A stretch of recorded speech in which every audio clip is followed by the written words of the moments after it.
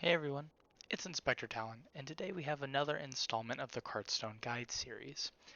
So, last time we talked about slowdown in motion, which determines the distance it travels in a game tick, but how does the minecart know what position to be on the rail each game tick? So that's where minecart snapping comes in. A minecart will snap its X and Z position once per game tick, and it will snap its Y position twice per game tick.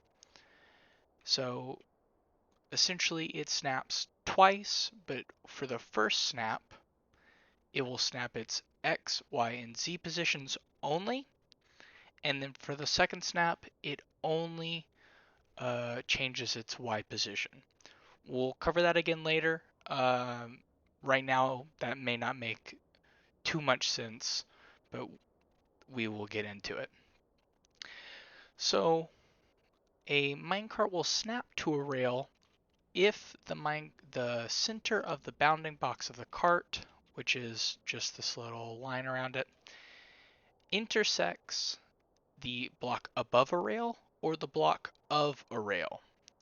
If it does intersect, it will align its position to whatever axis uh, the rail is facing, and then so in this case, it would align its Z position to the middle of this rail, and then the X coordinate can still move freely along this rail whenever the minecart needs to move. However, when I flick this lever, it won't be moving, so it'll just stay in the middle, like so. As I mentioned before, it will allow it to have that X position change along this rail while keeping this Z position aligned. So if I align it against the head and make it snap down a little bit sooner than before over there, you'll see it kind of goes right here. Whenever a minecart comes from a perpendicular movement, it will once again check to see is the center of the cart over this rail or this rail. And once it goes over this rail, it'll align it to the middle, and then it will default to the positive axis when moving. You'll see it moves a little bit in the positive axis.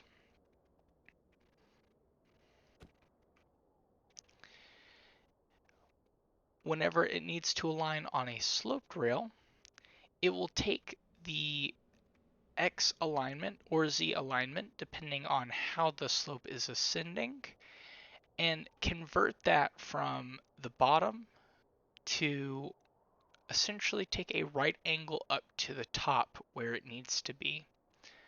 If you align the cart against a head or glass pane, funnily enough, it'll actually be over a block here. We will go into a little bit more depth about this later in a separate alignment video, but I did kind of want to mention that here.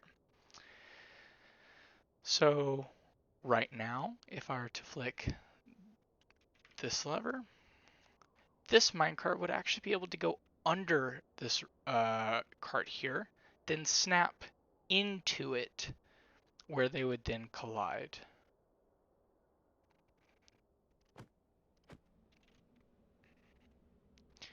Curved rails, whenever you align them against the very edge of the block, will choose their alignments depending on how close either the X part of the curve or the Z part of the curve, whichever one is closer, will impact how it snaps and what position it gets.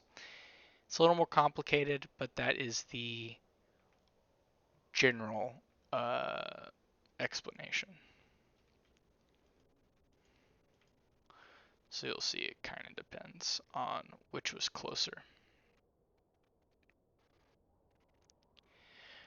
When on a sloped rail, a minecart will actually snap one full block above where its position is. That only impacts, however, the Y coordinate for the first snap. For the first snap, it will change the X position to where it needs to be, the Z position to where it needs to be, and then the Y position one block above where you would expect it to be. The reason for that is so the cart doesn't stop on the support blocks for slopes. In the second snap within a game tick, it then realigns its position to where you would expect it to be on the slope rail, like here. However, that brief snapping actually allows for some very interesting behavior. So if you've ever seen a minecart be able to go through a block from a slope rail like this, that would be because the cart checks for that movement with the position going through here. However, if you have the block above, it gets stopped. It also allows for string and other entity detecting blocks to detect the first snap where it does intersect the block, and then in the second snap it goes below the rail, or it goes below the entity detecting block so it can reset. So you can get really interesting 10 and 20 game tick clocks with this setup. If you want to recreate this, I simply aligned it against a fence.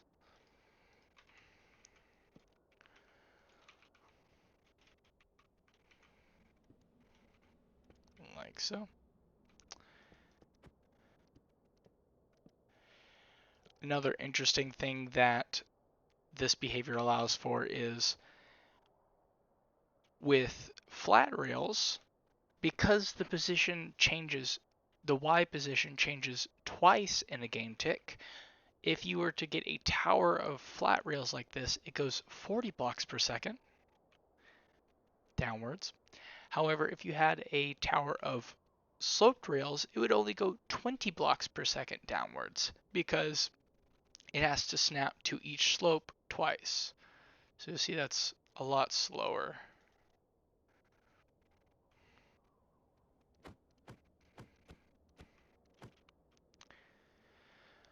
So an important thing to conceptualize this as, instead of a minecart moving continuously, it's easier to think of it as a twofold process, with the motion determining the distance between the snaps and the snaps being distinct points that the minecart exists in. Even though it may look like it's moving continuously, that's only the interpolation or the rendering. But the actual minecart server side is only looking at each position. You can see that blue box there is actually kind of shaking a little bit because it's only going by position. Once you begin to conceptualize it in that way, a lot of seemingly random behaviors start to fall into place. So for example, this right here, if it were a continuous movement, you would expect it to simply fall between this gap.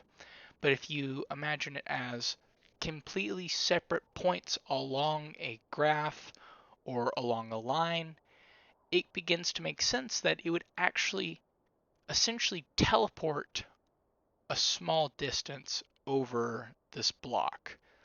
Teleporting is not really the right word for it, but if it helps you conceptualize how the minecart is moving, then that is the first step here. I know this was a rather brief video, however, this is a very important step whenever it comes to working with carts and conceptualizing how they move and kind of de-obfuscating some of those seemingly random behaviors. So I hope this was helpful. If you have any questions, feel free to leave comments below. And thank you guys for watching. Bye bye.